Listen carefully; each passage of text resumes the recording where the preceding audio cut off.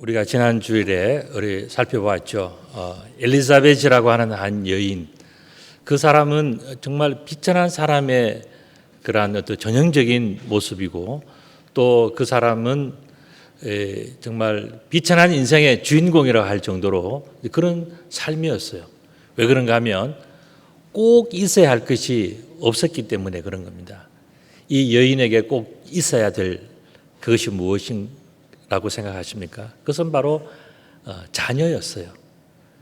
나이가 들수록 또 다른 사람들을 돌아볼수록 자신의 비천함이 더 컸던 것이죠.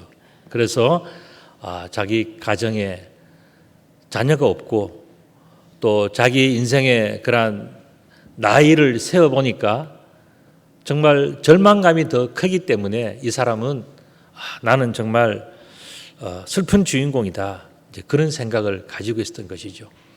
그런데 그 슬픈 그러한 마음 정도가 아니라 자식이 하나도 없다고 하는 이 사실은 유대 사회에서는 하나님께 저주받은 사람으로 그렇게 낙인이 찍히는 거예요. 자기 스스로 뭘 생각하냐면 나는 죄인이다. 나는 하나님으로부터 벌받은 사람이다. 다른 사람들은 다 복을 누리는데 나만 빠졌다라고 생각하는 그런 마음이 드는 것이 뭐냐? 바로 이 엘리사벳의 마음이에요. 누가복음 1장 36절에 보면은 이 엘리사벳은 본래 임신하지 못한다고 알려진 그런 사람이었어요. 그러니까 이 이야기는 뭡니까? 동네 또 주변의 친척들 모든 사람들이 저 사람은 아이를 못 낳는데 못 낳는 이유가 뭐냐면 하나님께부터 벌을 받아서 못 낳는다, 그렇게 인식되어져 있는 사람이 바로 엘리사벳이었다는 것입니다. 그랬던 그녀가 하나님의 은혜로 출산을 하게 되었어요. 얼마나 기뻤겠습니까? 정말 할렐루야예요. 그리고 자기가 가장 기쁜 이유가 뭐냐면 나도 이제는 죄 씻음을 받았다, 하나님이 나를 인정하셨다. 그 문제 때문에 이 엘리사벳은 기쁘고 행복하고 감사하고 막 그런 겁니다. 오늘 본문의 말씀 56절 57절에 보면은 엘리사벳이 해산할 기한이 차서 아들을 낳으니 이웃과 친족이 주께서 그를 크게 긍휼히 여기심을 듣고 다 함께 즐거워서 기쁜 마음으로 왔다는 겁니다. 여러분들 여자가 보니까요, 이렇게 해산할 기한이 찼을 때 임신하기 전에 그때가 정말 제일 왕 같은 여왕 같은 때가 아닌가, 그런 생각이 들어요.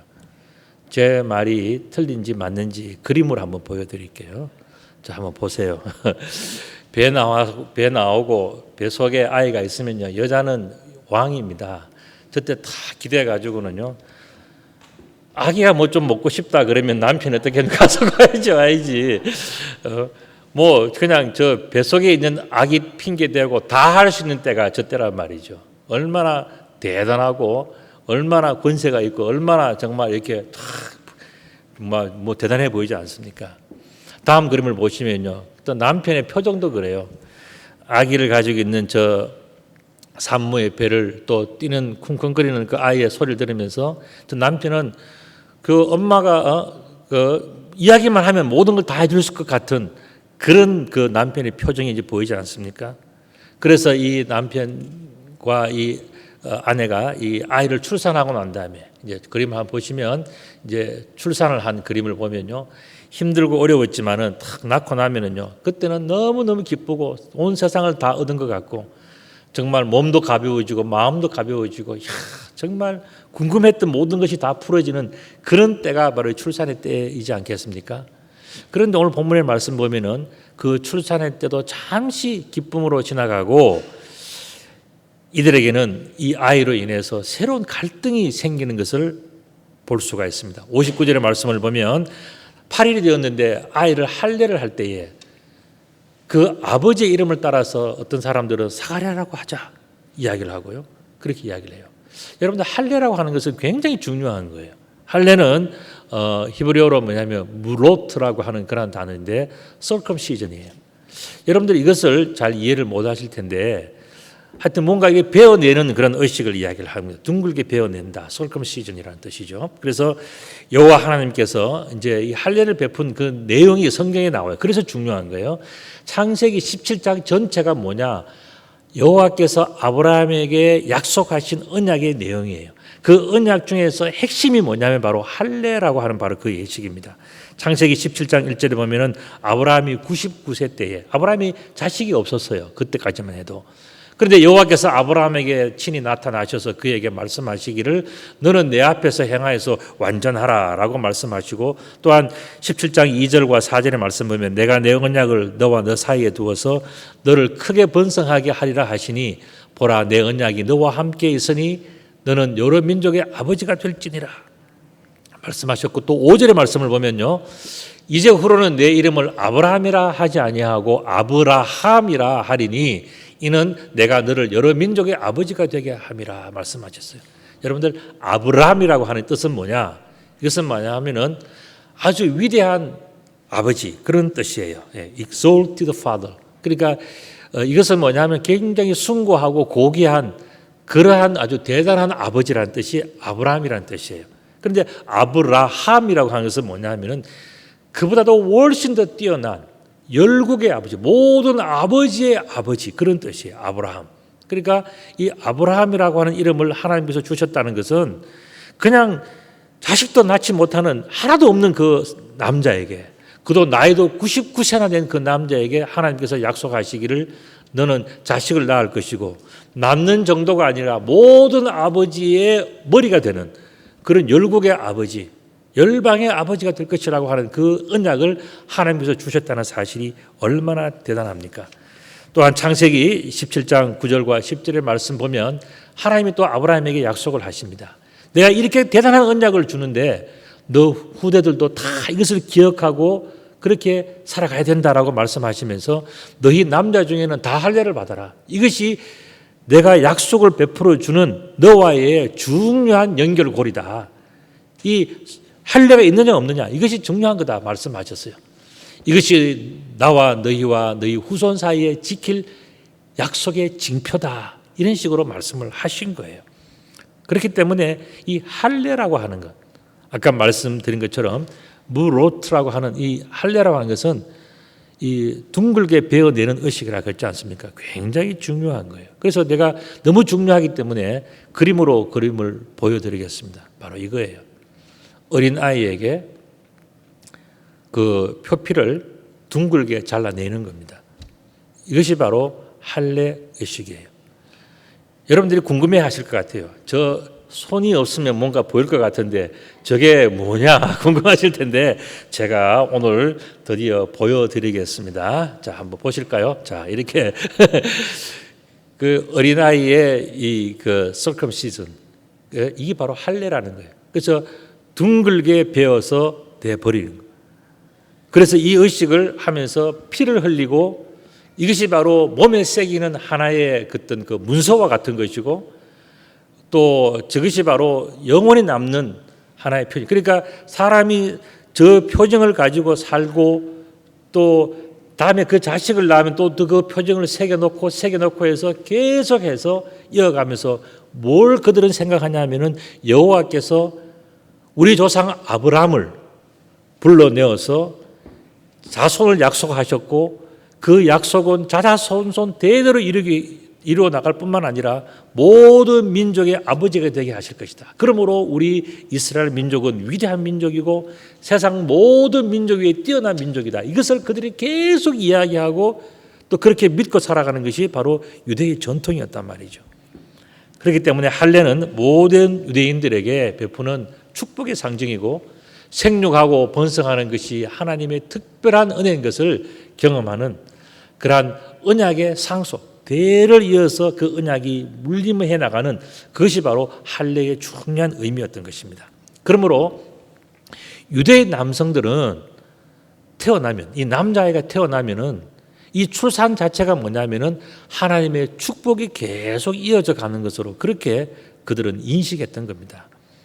여러분들 잘 아시는 것처럼 출애굽기에 보면은요 애굽 왕 바로가 어떻게 합니까? 히브리의 히브리인 중에 태어난 어린 자녀를 다 죽이라고 하지 않습니까? 왜 그런가 하면은 이 애굽 왕의 입장에서 가만히 볼 때는 포로로 끌려와서 종살이하는 저 히브리인들 아무것도 아닌 저 노예들이 자존심이 보통이 아닌 거예요. 가만히 조사를 하고 그 이유를 물어보니까 그들에게는 굉장한 자부심이 있는 겁니다. 나는 가난하고 노예이고 나는 끌려왔고 나는 아무것도 못하지만은 우리는 이 애굽 정도는 아무것도 아닌 것으로 생각한다. 우리는 애굽보다 더 위에 있는 여호와의 백성들이고 우리는 아브라함의 자손들이기 때문에 우리들은 이 애굽을 비롯해서 모든 나라를 다스릴 그런 히브리 민족이다. 하나님이 약속하셨다. 아브라함의 후손이다. 이런 자부심을 가지고 살아가니까 애굽 왕이 감당이 안 되는 거예요. 그래서 어떡합니까? 저 히브리인의 아이들은 남자아이들은 태어나자마자 다 죽여라. 그런 명령을 내리는 것이죠. 어쨌든 할례 예식을 행하는 이 가장 거룩한 축복의 순간에 가장 심각한 문제로 충돌했다는 것이 바로 오늘 이 내용이에요. 충돌의 이유는 뭡니까? 자신들에게는 중요한 것 같아 보이지만은 사실은 아주 사소한 것이었어요. 그게 뭐냐면은 태어난 아이의 이름을 무엇으로 할 것인가? 그 문제였어요. 이 문제가 사실은 당사자들에게는 굉장히 심각한 것 같지만 지금 우리가 들어보니까 뭐 이렇게 해도 되고 저렇게 해도 될 것 같은 그런 내용이잖아요. 그런데 어쨌든 아이의 이름을 무엇으로 할 것인가 이 문제 가지고 서로 충돌하고 부딪혔다는 겁니다. 그 한편은 어떤 쪽이냐 하면은 바로 이웃과 친족들이었습니다. 여러분들 집안 중에서 이웃과 친족 하면은 뭘 생각이 납니까? 뭐 시댁 식구들 아니면은 뭐 집안의 어른들 뭐 이런 분들이 있지 않습니까? 예, 그 사람들은 어떻습니까? 그 가문에 그 또 가정에서는 다 말빨이 있는 사람들이에요.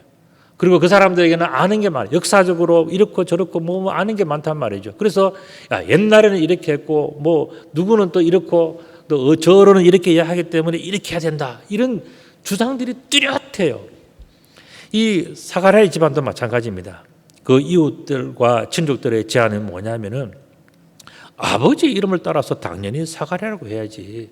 그리고 사가랴가 아들을 낳았다면은 벤 사가랴, 다른 말로 하면은 사가랴의 아들, 뭐 이런 식으로라도 붙여야지. 도대체 뭐냐?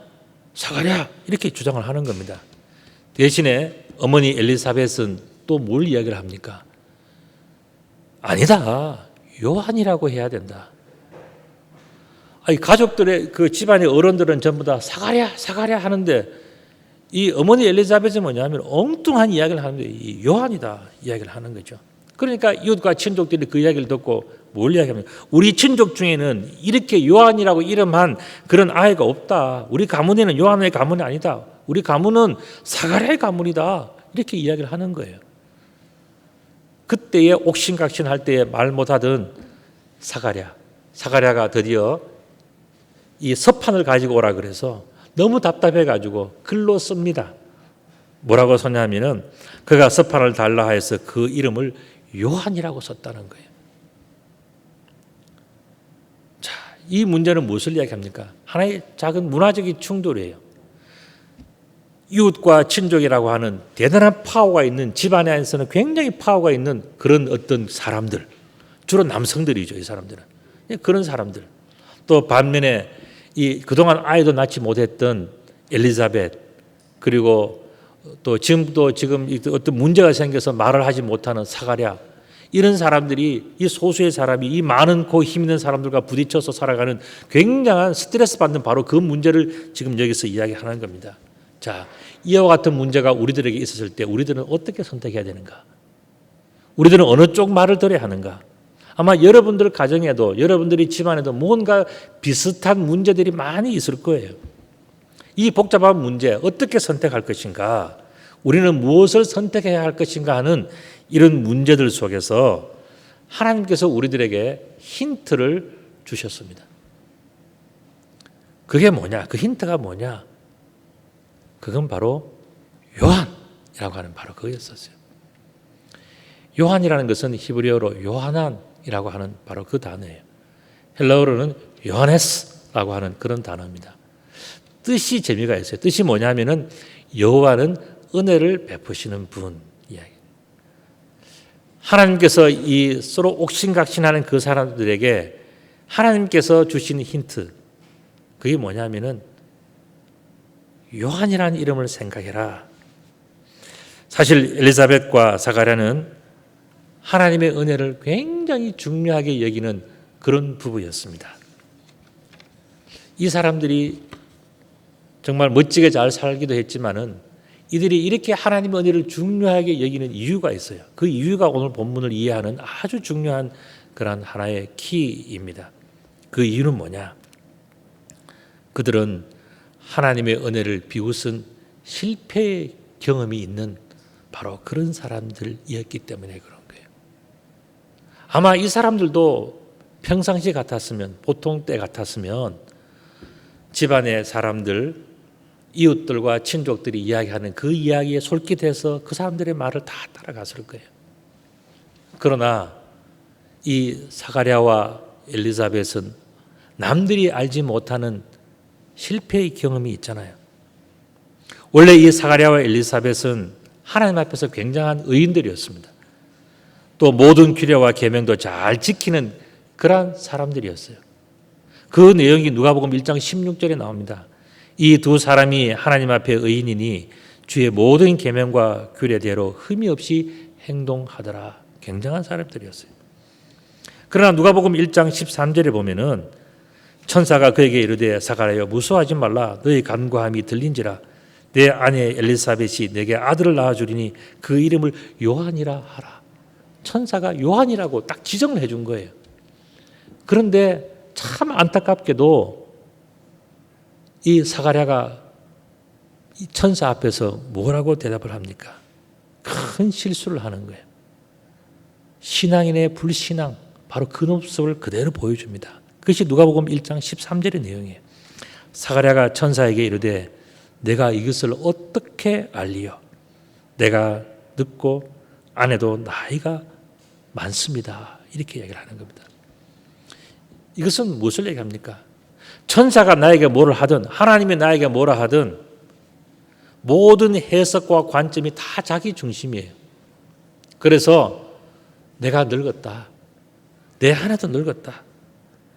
어떤 인간적인 기준, 인간적인 감정, 인간적인 팩트, 그런 사실관계와 체면과 입장과 이 모든 것을 다 앞세우고 하나님께서 주시는 은혜, 하나님께서 말씀하시는 것은 저 뒷전으로 가버리는 거예요. 원래는 하나님의 은혜 때문에 이 사람들은 움직였고 또 그렇게 살아왔고 다 했지만은 정말 중요한 부분들, 전적으로 믿고 전적으로 고백해야 될 그 중요한 순간에 이 사가랴는 어떻게 했습니까? 참 말씀은 좋은데 참 축복이 되는데 나는 그 말씀이 내 마음속에 정말 사실로 믿어지지 않습니다라고 하는 그런 표현을 해버린 거예요. 왜 그렇습니까? 자기 속에는 눈에 보이고 귀에 들리는 것이 뭡니까? 나이가 들었고 내 아내도 늙었고 현실적으로 볼 때 될 것 같지 않습니다라고 하는 그런 불신이 자기 속에 있었던 거예요. 그래서 하나님의 은혜를 다 잊어버린 거예요. 그러니까 이 사람들이 이 사람 사가랴가 하지 말아야 할 표현을 한 거예요. 내가 늙었고 아내도 나이가 많습니다. 라고 이야기합니다. 바로 그 순간에 천사가 대답을 합니다. 누가복음 1장 20절 보면은 보라 이 일이 된 날까지 내가 말 못하는 자가 되어서 능히 말을 못하리니 이는 내가 내 말을 믿지 아니함 이거니와 때가 이르면 내 말이 이루어지리라. 이 말을 천사가 합니다. 이 일을 다 겪고 난 다음에 그들은 한동안에 말을 못하는 시간을 지냈습니다. 너무너무 답답한 시간, 그리고 너무 후회스러운 시간을 보냈어요. 내가 그때 아멘이라고 할 걸, 그때 그렇게 하겠습니다라고 할 걸, 내가 그때 좀 더 크게 보고 좀 더 넓게 보고 더 높게 보면서 더 멀리 보면서 내가 그때 좀 참을 걸 하는 것을 그제서 후회하게 되는 겁니다. 이제 그들이 온 몸과 마음으로 요한이라고 외치는 이유가 아주 분명히 드러났습니다.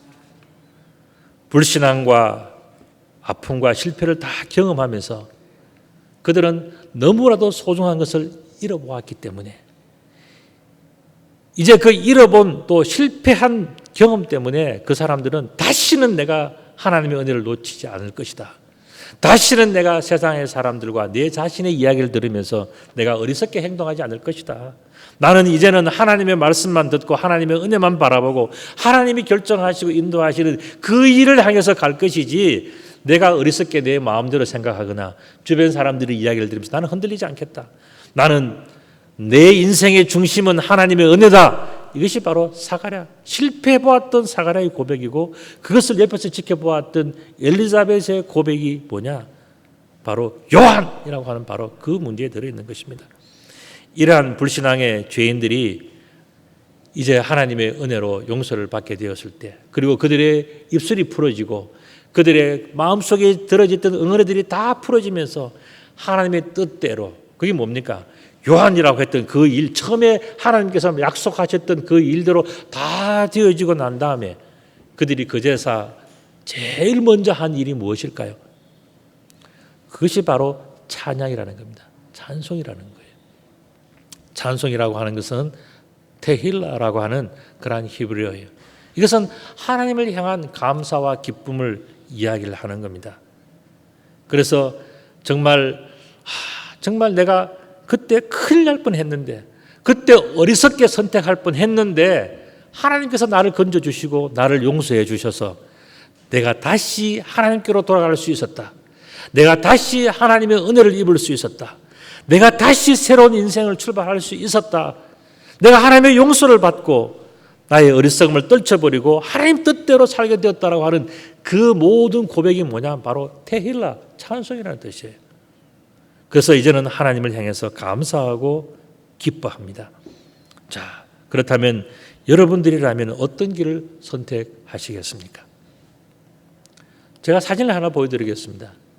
이게 한 어린아이가 아버지를 잃어버린 그 모습이에요. 아버지를 따라왔는데 자기도 모르게 아버지는 먼저 가버렸고, 아이는 이제 아버지를 따라가야 되는데 어느 길로 가야 될지 당황하고 있는 그 뒷모습이에요. 아버지는 둘 중에 하나의 길로 가셨습니다. 그런데 이 아이는 아버지가 어느 길로 갔는지 알지를 못해요. 어떻게 선택해야 될 것인가? 저는 이 아이의 선택은 어쨌든 아버지가 간 그 길을 가는 것이 이 아이가 선택할 수 있는 최선의 선택이라고 생각해요. 아버지가 다시 돌아오든지 이 아이가 둘 중에 하나의 길을 갔다가 아버지를 만나든지, 그렇게 해서 어쨌든 간에 아버지와 아들이 다시 만날 때 그때 감사와 기쁨이 얼마나 크겠습니까? 길을 잃어버렸다는 것, 아이가 아버지를 놓쳤다는 것은 실패를 이야기하는 거예요. 실수를 이야기하는 겁니다. 그러나 이 아이가 다시 아버지를 만났을 때 그때의 기쁨과 감사는 얼마나 크고 위대하겠습니까? 여러분들이 잘 아시는 한경직 목사님, 저는 참 가까이서 많이 뵀습니다. 제가 영락교회에 이제 있었고, 제가 영락교회 가서 처음 교구를 맡은 교구가 이 강동교구인데, 강동교구가 이 천호동, 명일동, 또 이 광주, 성남, 분당, 여주, 이천까지, 곤지암까지가 한 교구예요. 거기에 1구역이 누구 계시냐면 한경직 목사님, 남한산성이 1구역입니다. 제가 신방을 갔는데 참 감동적이었습니다. 여러 가지로 내가 다음에 또 서서히 말씀드리겠지만, 그런데 그분이, 한경직 목사님이 예전에 기독교 방송과 인터뷰하신 그런 그 사실이 있어요. 그 방송 기자가 이 한 목사님에게 질문을 했습니다. 한 목사님은 한국에서 가장 존경받고 사랑받는 그런 목회자이신데, 목사님이 신구약 66권 중에서 가장 좋아하시는 성경 말씀은 뭔지 한번 말씀해 주실 수 있습니까? 라고 질문을 했어요. 모든 사람들이 그 관심이 있잖아요. 한 목사님은 어떤 성경 말씀을 좋아하실까? 한 목사님이 제일 좋아하시는 성경 말씀은 뭘까? 궁금했단 말이죠. 그때 한 목사님이 말씀하셨어요. 뭐라고 말씀하시냐? 저는 데살로니가 전서 5장 16, 17, 18절 제가 가장 좋아합니다. 그 말씀하셨어요. 자, 그렇다면 데살로니가전서 5장 16, 17, 18절이 뭔지 우리 한번 보실까요? 자, 우리 같이 한번 읽어보겠습니다. 시작. 항상 기뻐하라. 쉬지 말고 기도하라. 범사에 감사하라. 이것이 그리스도 예수 안에서 너희를 향하신 하나님의 뜻이니라 그랬습니다. 자, 한경직 목사님 같으면은 목회를 하면 전부 다 박수치고 오케이 했을 것 같죠? 그렇지 않다 그래요. 한 목사님은요, 교회에서 무슨 회의를 하면요, 되는 게 하나도 없어가지고 집에 가서 늘 펑펑 우셨다 그러지 않습니까? 그만큼 힘들게 목회를 하셨어요. 그런데 한 목사님이 그 마음속에서 그 어렵고 힘든 가운데서 늘 생각하는 것이 있었어요. 그게 뭐냐면 힘들수록 내가 기뻐해야지. 내가 어려울수록 내가 기뻐해야지. 그리고 나는 쉬지 말고 기도해야지. 나는 무슨 일이 잘 되었을 때든지 안 되었을 때든지 나는 늘 범사에 감사하며 살 것이다 하는 것이 한경직 목사님의 일평생에 자신이 간직하고 있는 그 말씀이었단 말이죠. 그리고 그 한 목사님은 생각했어요. 이것은 우리들 향하신 하나님의 뜻이고 우리들이 또한 하나님을 향해서 가야 되는 그 마음이 뭐냐? 그게 바로 기쁨과 감사다. 우리가 실패할 때나 어려울 때나 눈물 날 때나 언제나 어디에서나 우리가 간직해야 되는 것이 뭐냐? 그것은 바로 기쁨과 감사라는 겁니다. 그렇기 때문에 이 기쁨과 감사는 어디에서부터 나오느냐 하면은요, 사실은요, 실패하고 죄를 짓고 무너진 사람들, 다른 말로 한다면은 죄 씻음을 받은 사람들, 그 사람들 속에서 나오는 기쁨과 감사, 그게 사실은 진짜예요. 너무너무 어렵고 실패해보고 남들은 경험해보지 못한 그런 억울하고 답답한 일들을 다 겪어보고 난 다음에, 자, 정말 그때에 그것을 겪고 난 다음에 용서받고 씻음을 받고 건짐을 받았을 때에 그때 드리는 그 찬양과 감사, 그것이 바로 죄 씻음 받은 자가 마땅히 드릴 지혜로운 찬양, 내 인생에서 가장 감사와 기쁜 찬양이 뭐냐? 그것은 바로 기뻐하고 감사하면서 하나님 앞에 영광 올려드리는 바로 그란 말이죠. 그렇게 볼 때에 오늘 제가 말씀드린 것처럼 하나님의 힌트, 뭐라 그랬죠? 요하네스라고 하는 이 단어, 이것은 무엇을 이야기합니까? 너의 생각과 너의 판단과 옆 사람이 하는 이야기나 저 사람이 하는 이야기나 어떤 기관에서 들려오는 그런 이야기가 아니라 정말 중요한 것은 뭐냐? 하나님께서 너에게 이미 말씀하신 은혜, 그것이 분명히 있다는 거예요. 그걸 붙들어야지 내가 어렵다고 해서 힘들다고 해서 내가 억울하다고 해서 답답하다고 해서 주변 사람들의 이야기를 듣고 거기에 따라서 흔들리고 움직이기 시작하면요, 다 무너져 버리는 거예요. 회복될 길이 없는 거예요. 그렇기 때문에 어떻게 되느냐? 어려울수록 힘들수록 원점으로 돌아가야 돼요. 원래 하나님께서 나에게 하신 것이 무엇인가? 하나님께서 들려주신 것은 천사를 통해서 요한이라고 정해준 거예요. 그것을 다시 회복하면서 아무리 어렵고 힘들더라도 하나님은 이 아이의 이름을 하나님께서 요한이라고 정해주셨다. 하나님께서 정하신 것은 요한이다. 그것을 기억하고 요한에 대하여서 예언하신 것이 이루어질 줄로 믿고 나아가는 것이 뭐냐? 그게 바로 하나님의 은혜를 이루는 삶이에요. 오늘 본문을 통해서는 바로 그것을 이야기해 준 겁니다. 이 사가랴는요, 처음에는 자기가 그렇게 수십 년 동안에 자식 없이 살았다가 하나님께서 천사를 통해서 약속해 주신 그 약속을 듣고 실제로 아이가 생겼는데 그 과정 속에서 자기는 어떻게 했습니까? 너무나도 뚜렷한 불신앙을 드러내는 죄인이 되고 말았어요. 그리고 그것을 한번 다 경험하고 난 다음에 이렇게 살면 안 되구나 하는 것을 깨닫고 난 다음에 철저하게 처절하게 붙들은 것이 뭡니까? 나는 이젠 하나님의 은혜로만 살겠다. 하나님의 것으로만 살겠다. 하나님께서 내게 주신 것을 나는 놓치지 않고 살겠다고 하는 그 확신이 바로 이 사가랴에게 들은 거예요. 사가랴가 실패하지 않았다면, 사가랴가 실수하지 않았다면 이런 믿음은 생기지 않았을 거예요. 그러나 실패했기 때문에, 그가 눈물을 흘려보고 답답함을 느껴보았기 때문에 이제는 다시는 옛날로 돌아가지 않으리라고 하는 그 결단이 바로 사가랴의 아름다운 모습이에요. 오늘 누가복음 본문에서는 바로 그 모습을 보여주는 거예요.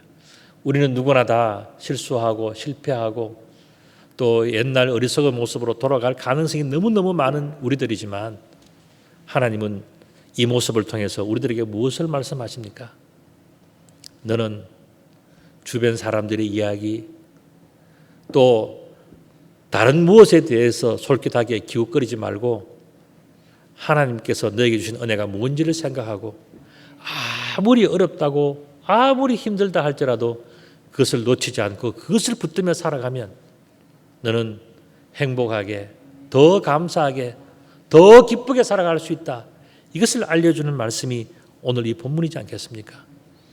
그러므로 우리는 이제 자기의 생각보다는 여호와의 은혜를 더 많이 신뢰하는 삶을 살아야 돼요. 우리들은 이렇게 살고 할 때요, 눈앞이 가려가지고는 옆에서 사람들이 뭘 하는 일에 솔깃해 줄 수 있고요, 앞에 뭐 보이는 것 때문에 흔들릴 수가 있어요. 그럴 때일수록 우리들은 어떻게 되느냐? 여호와께서 나에게 주신 첫 번째 은혜가 뭐냐?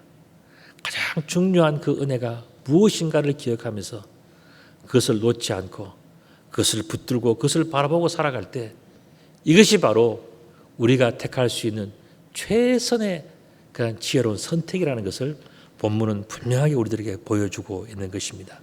왜 이것이 중요한가?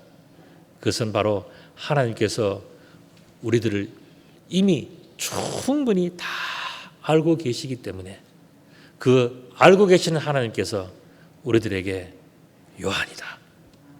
또 여러분들에게는 그 무엇이라고 분명하게 가르쳐준 무엇이 다 있어요. 사람들마다. 그것을 붙들어야지 그냥 사람들의 이야기, 내 눈앞에 보이는 것, 내 마음이 불편한 것, 내 복잡한 생각, 그것을 내세우고 살아가면요, 우리들은 완전히 인생을 망치고 마는 겁니다. 그렇기 때문에 우리는 어려울수록 뭘 생각해야 되는가? 우리를 향하신 하나님의 은혜는 뭔가? 나에게 허락하신 하나님의 축복은 뭔가? 그걸 바라보면서 끝까지 붙들고 나아갈 때 그 삶이 참으로 복되고 하나님께 영광이 되고 우리 인생의 기쁨이 될 줄로 믿고 우리 모든 성도들이 그와 같은 은혜를 넘치도록 누리게 되시기를 우리 주님의 이름으로 축복합니다. 아멘. 기도드리겠습니다. 아버지 하나님, 참 감사합니다. 우리의 인생이 혼란스럽고 또 우리의 눈앞에 보이고 곁에서 들리는 이야기 때문에 흔들리고 있을 때 우리는 다시 한번 하나님의 은혜를 생각할 수 있도록 도와주옵소서. 우리를 향해서 말씀하신 하나님의 거룩하고 존귀한 뜻을 다시 회복하는 이 시간 되게 하여 주옵소서. 세상의 사람들의 이야기와 눈앞에 보이는 안목 때문에 흔들리지 않게 하시고 보이지 않는 하나님과의 귀한 약속을 다시 회복하여 하나님의 꿈이 이루어지고 하나님의 은혜가 성취되어 줄 수 있도록 축복하여 주옵소서.